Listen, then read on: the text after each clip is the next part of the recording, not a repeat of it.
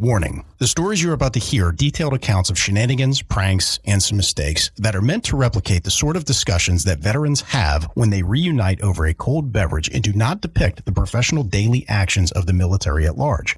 We hope to make you laugh, but not to disrespect our proud men and women in uniform. Listener discretion is advised.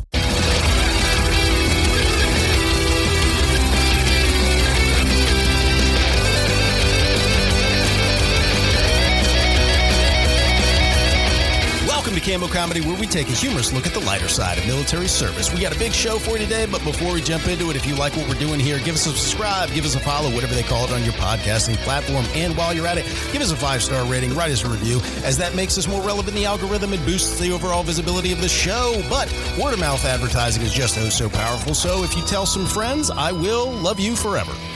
Okay, let's jump into the show. I am your host, Aaron Wolf. Just as a friendly reminder to the audience, we put out a new show every single Monday, so make sure you give the notification bell a nice tap so you don't miss a show. Give it a nice tap. Joining me today is a man who thought being a member of the Bush family meant women who don't shave their beeve, call sign cheeks. I am a member of the Bush family, in fact. But it's a two-way street. It's not just, like, you can't have one shaved and the other one not, because then it's like a Brillo pad. In my defense, it's fun to say beeve, so I went with that. That is fair. That is fair. So it's just anybody that doesn't shave their bush. I look at it like a lion's mane, right? The bigger the mane, more powerful the lion. This is true. And like, if you get defeated by like a more powerful male, do they like pull out your pubes with their teeth? That's what lions do. Nope, that's not the thing. Nope. It's not a thing? Don't do that. But I'm going to use my sweet lion's mane later to spread some cheeks and not hate. Fucking A, man. So I know we don't talk a lot about it on the show, but we got a lot of military members left behind. That's why we're doing this show. We got a lot of veterans who are homeless. We've got a lot of veterans that struggle from depression and other things like that after military service. We're here to spread laughter therapy. Cheeks. Not medical advice. Kind of medical advice. Well, therapy through laughing. Yes, exactly. That helps build community, and that's what veterans need. So, who doesn't feel good after a good giggle fit? I like that you said giggle fit. It's a fun word. So we induce giggle fits, would you say? We are giggle fit inducing comedians. I wouldn't call us comedians. Not at all. Leave that to the pros. Yeah. We are giggle fit inducing dickheads. That's fair. With lion mane bushes. That's very fair.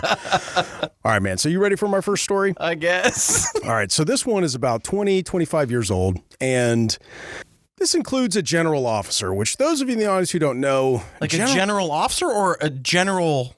Yeah, like a star. Whoa. Yeah, up the chain of command. So for those of you in the audience who don't know, general officers are the top of the ticket on the officer side. Yeah. Right? Like, it doesn't get any higher than that. There's 4 ranks, 1-star, 2-star, 3-star, 4-star, right?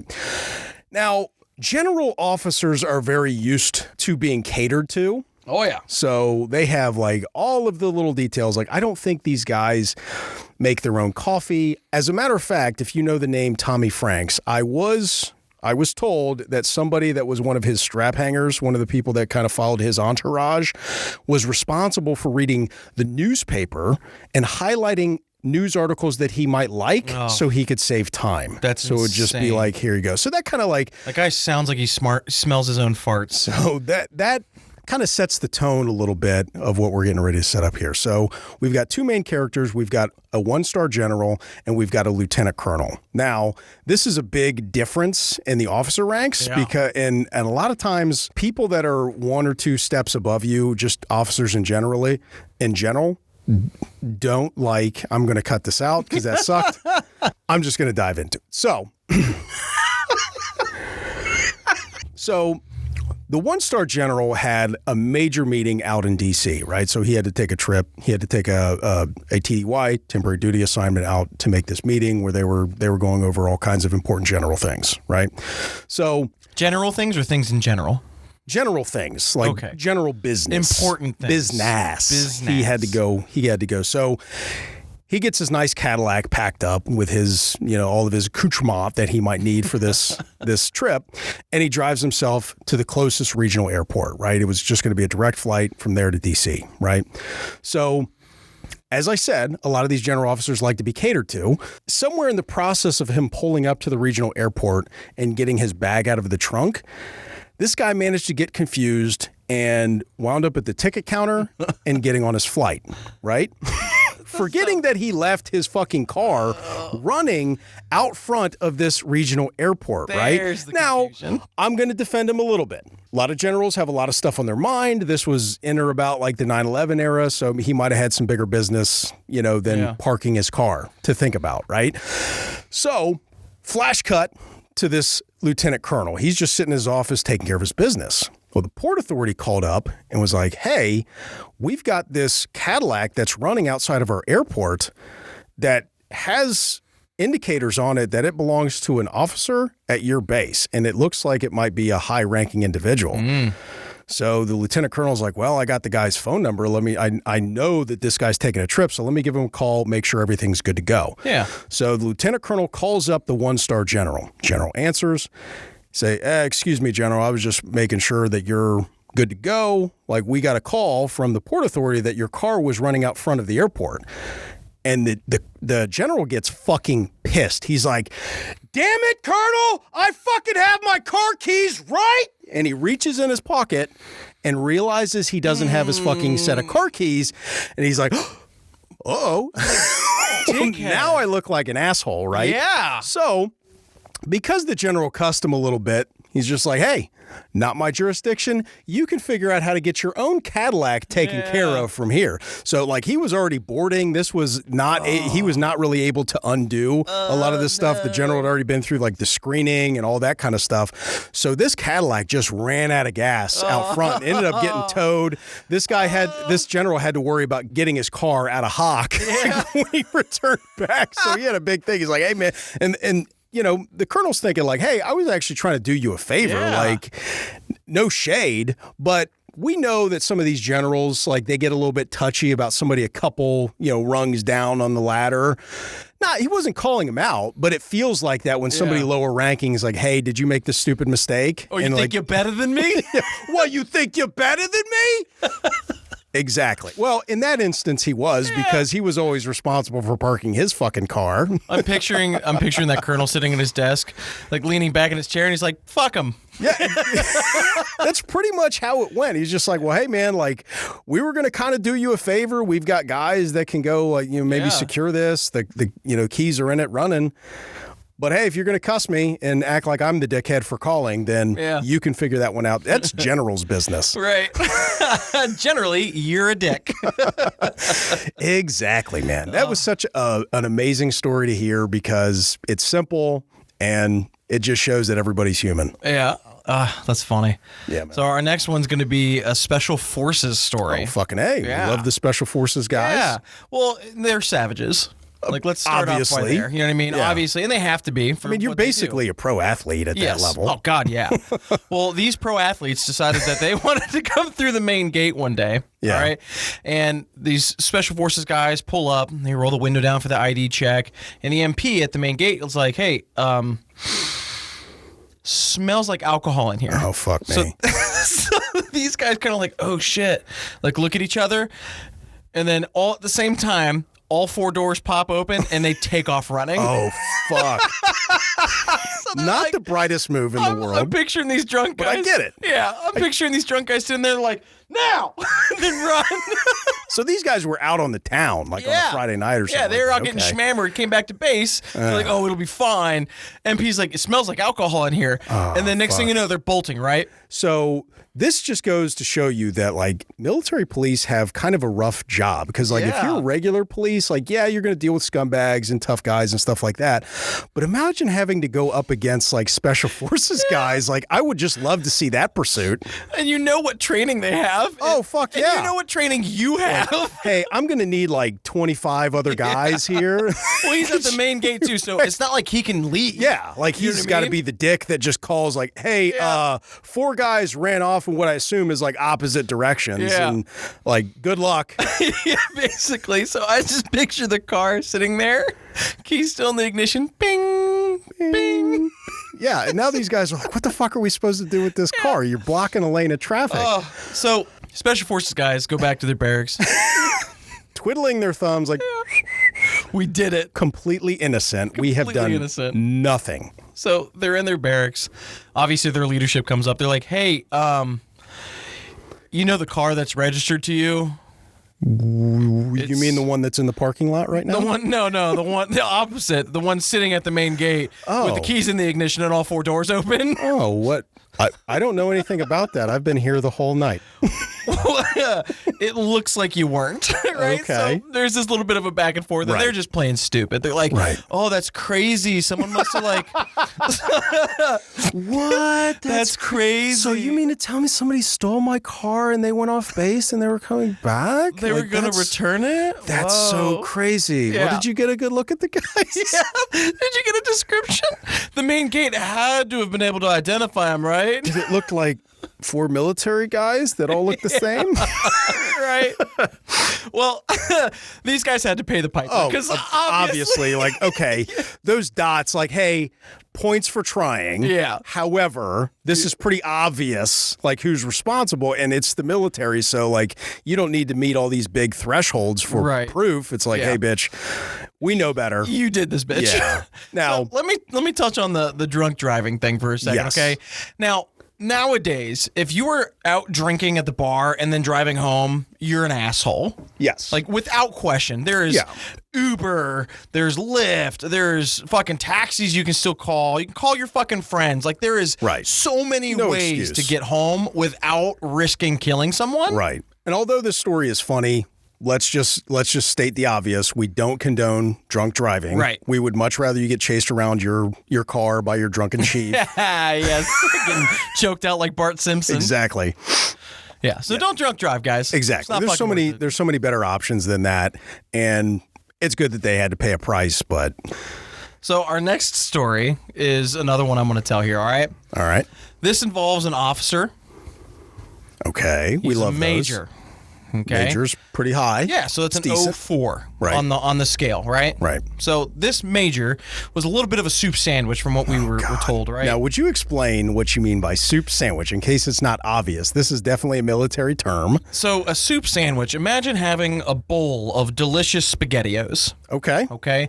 And then somebody hands you bread. Right. And they're like, hey, I would like a sandwich with these ingredients. Sloppy SpaghettiOs. Yes. You could do it, but it's not going to turn out too well, right? It's a little rough. Yeah, it's going to be a little It's rough. not exactly how that is supposed to be consumed. No, terrible. Right. Well, we're going to call this guy Major Muffin, okay? What up, Major Muffin? I love that. So, Major Muffin. Major Muff. No, not that. Member of the Bush family. What? So, Major Muffin, known for being a soup sandwich, right? All right. Nobody really respects him because he's the guy who kind of like got promoted amongst the ranks to be moved away from all the shit that mattered, right? It's definitely something that happens when somebody's a soup sandwich. They're like, look, we could deal with it, or we could just be like, oh, good job. Move on to the next thing. Right. Away from me. Away from me, somewhere else. So Major Muffin shows up to work one day. All right. Right. And he's like at the front of the formation for the day. And he has on 2 left boots. That takes some effort. The boots also didn't match. What the fuck?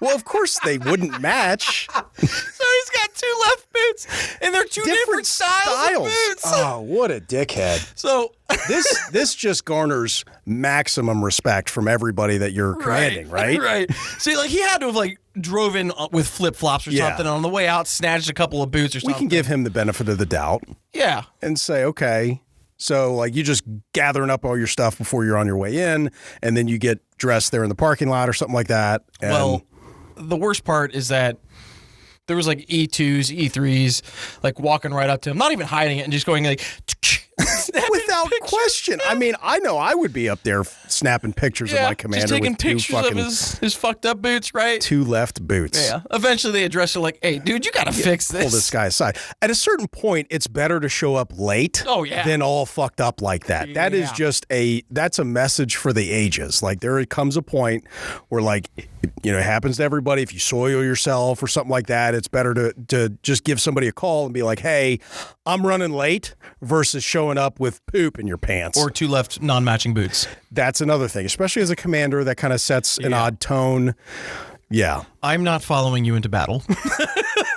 you can't get your boots right. Yeah. I got a lot of questions after that. Sir, you did not do your pre-combat checks and inspections, and for that, I'm not following you anywhere. Nice. All right, man. So check out this next story. So this takes place between two main characters. We're going to call one guy T for short. T. We're going to call the other guy Jimmy. Like Jimothy? Jimothy? Jimothy.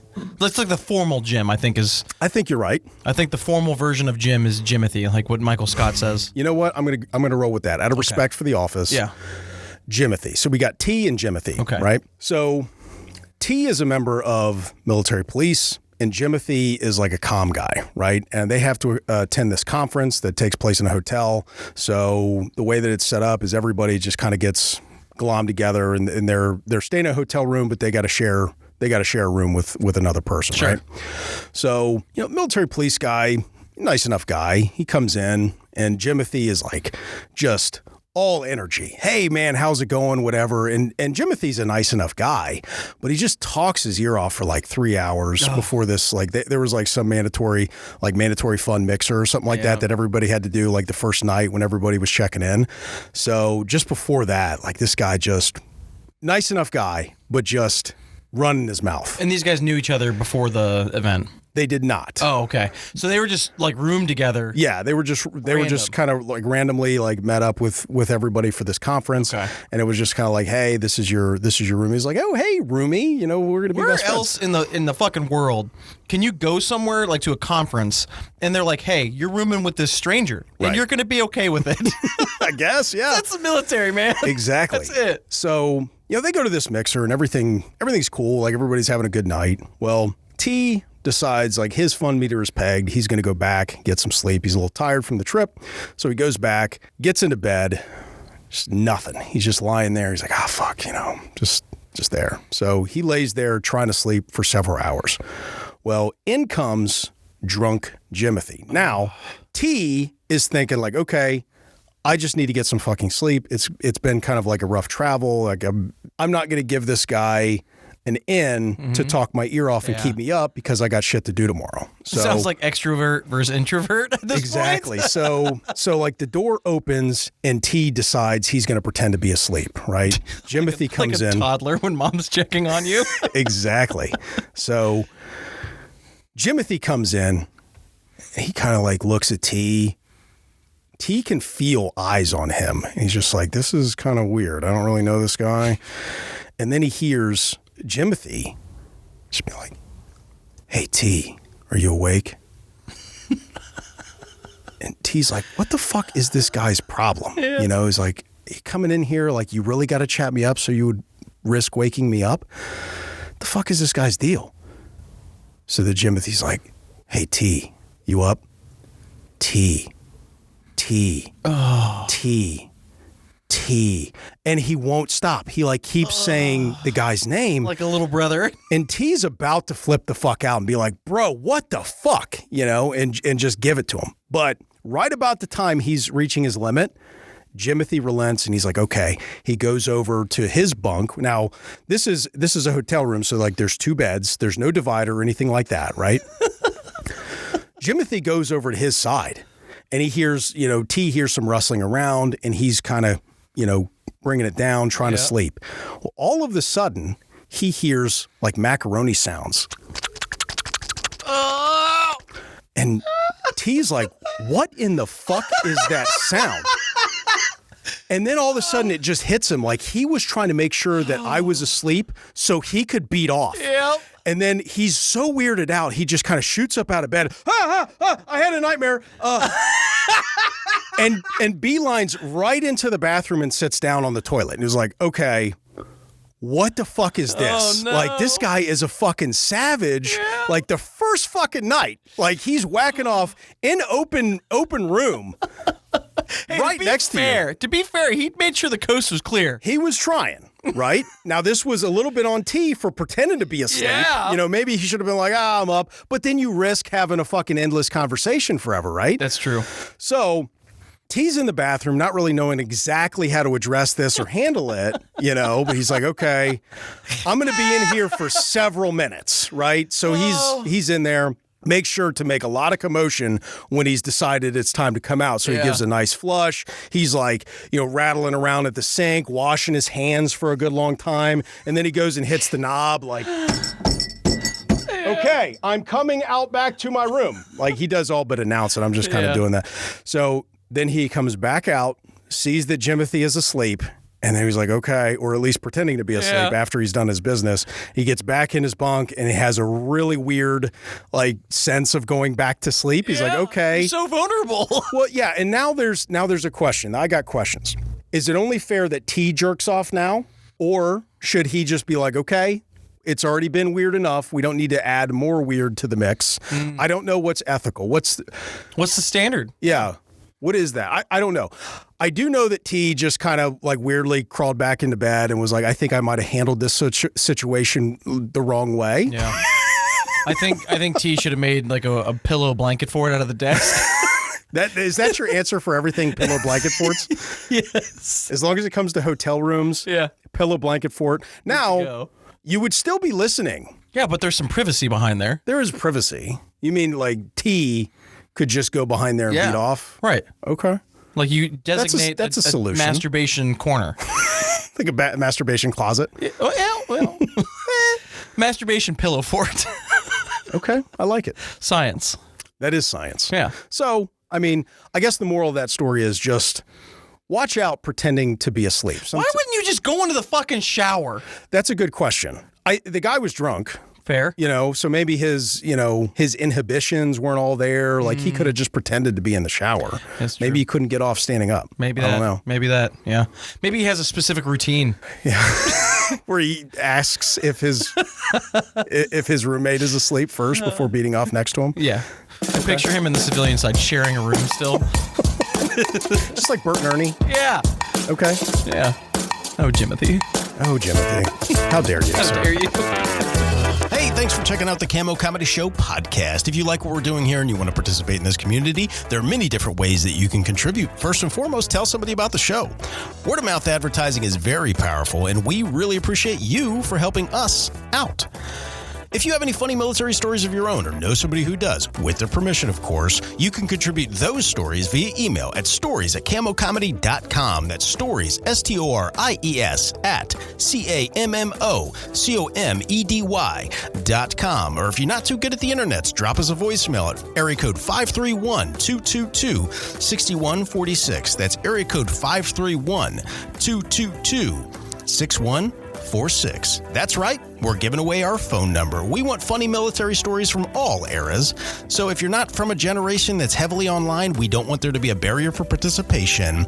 We have a lot of big plans for this show, and building this community to support veterans, we will announce here soon, so stay tuned. All right, I'm going to go have a nice spicy bowl of chili. Later.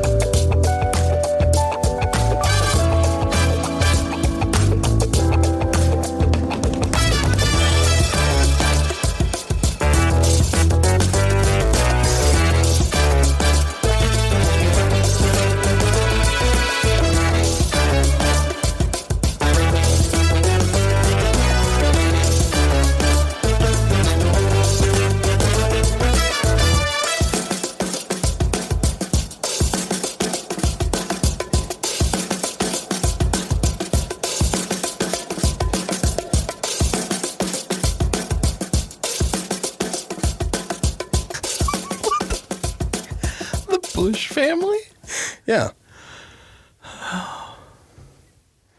Well, good comeback. Thanks. You're playing with your dong on the show. It's hard when it's just it right is there, hard. And I got these shorts. I got to sift through the bush. So glad I made that joke.